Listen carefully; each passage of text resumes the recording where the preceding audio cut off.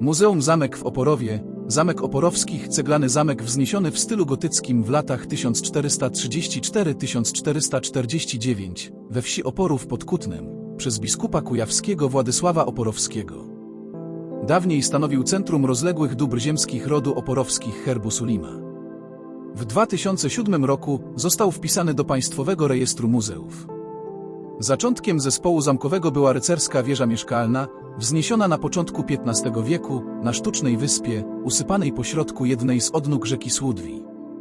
Później powstały mieszkalne budynki otaczające niewielki brukowy dziedziniec, mury obronne oraz półokrągła baszta z kaplicą na piętrze. Nad zamkiem góruje północno-zachodnia narożna wieża ozdobiona gotyckim sztyletem. Mimo wielu przebudów dokonanych w XVII, XVIII i XIX wieku nastąpiły tylko niewielkie zmiany. Pozostały po nich renesansowe stropy, barokowe otwory okienne na piętrze, klasycystyczne sztukaterie.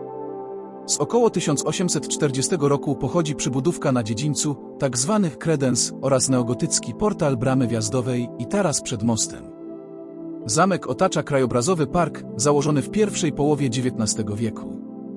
Oporów po raz pierwszy wymieniono w źródłach w 1363 roku. Budowę pierwszego dworu około 1350 roku przypisuje się Stefanowi, pierwszemu znanemu przedstawicielowi rodu, który był chorążym i sędzią Łęcz. Grunty w okolicy Oporowa otrzymał prawdopodobnie od Kazimierza Wielkiego. Syn Stefana Bogusław, kanonik gnieźnieński i archidiakon, przedstawiał się już w dokumentach jako Bogusław z Oporowa, co może świadczyć o tym, iż miejscowość była już w tym czasie siedzibą rodu. Powstanie budowli przypisuje Mikołajowi Oporowskiemu, który już w 1392 roku pełnił ważny urząd, był podczaszym Łęcz. Kolejny dwór także wybudowano z drewna, w miejscu, gdzie obecnie stoi tzw. domek szwajcarski, jednakże był on znacznie większy, posadowiony na szerszym fundamencie, a także podniesiony około 0,8 metra powyżej gruntu, by zapobiec dostawaniu się wilgoci do budynku. Szerokość budynku wyniosła 8 metrów, a wokół ustawiono drewniany płot, poza tym nie znaleziono śladów charakteru obronnego budowli. Dwór posiadał prawdopodobnie dwie kondygnacje naziemne oraz ogromny piec centralnego ogrzewania, zwany hypocaustum. Podobne piece posiadały później również pobliski kościół i klasztor. Budowa takiego pieca była w owym czasie bardzo kosztowna. Zamek wybudowano w całości za czasów Władysława Oporowskiego, najwybitniejszego przedstawiciela rodu i jednego z najznamienitszych dyplomatów swej epoki. Pełnił urząd podkanclerzego koronnego na dworze Władysława Jagiełły, następnie biskupa włocławskiego, a potem także arcybiskupa gnieźnieńskiego i prymasa Polski, dzięki czemu miał fundusze na stworzenie okazałej budowli w swym rodzinnym mieście. Oporów miał już wtedy prawa miejskie.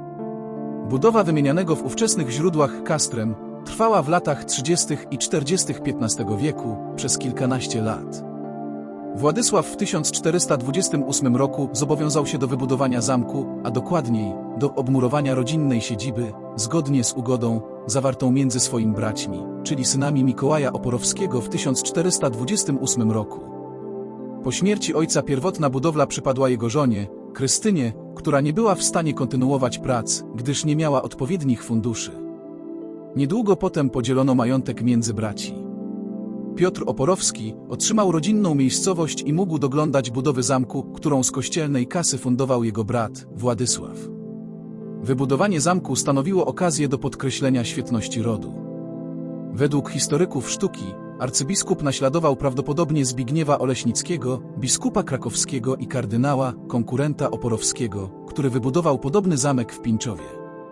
Od roku 1949 na zamku mieści się również muzeum, w którym przedstawione są zbiory z różnych epok, gromadzone przez wiele lat.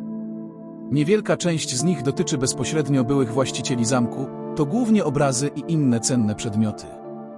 Większość ze zbiorów także udostępniona dla zwiedzających. Jeśli Ci się podobało, daj kciuk w górę i zasubskrybuj mój kanał, żeby niczego nie przegapić.